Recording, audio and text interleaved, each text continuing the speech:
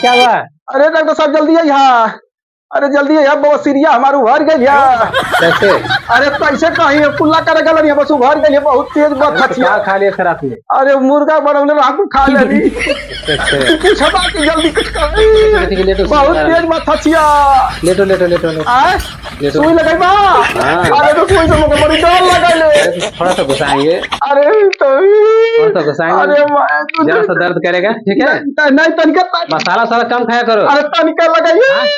जब देखता हूँ तब मुर्गा मछली कृष्ण जगन्नाथ प्रेमानंद ये क्या हुआ?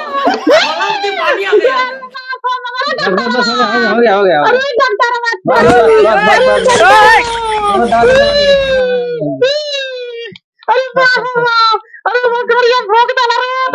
ज्यादा मसाला खा कर बवासीर हो जा रहा तुमको। हाँ चलो ऑपरेशन, अब आओ अगले बार ऑपरेशन कर दे तुम्हारा। नहीं डॉक्टर साहब ऑपरेशन तो मुझे बड़ी डर लगा ले। ऑपरेशन कर दे खत्म हो जाएगी, ठीक है?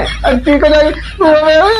रुक जा मैं कर के ऑपरेशन नहीं, ऑपरेशन तो मुझे बड़ी डर लगा ले। तो दवाई खाओ, 1 साल लगा। पकड़ पकड़ पकड़। चिरा जाएगा। सब कैसे चलेगा?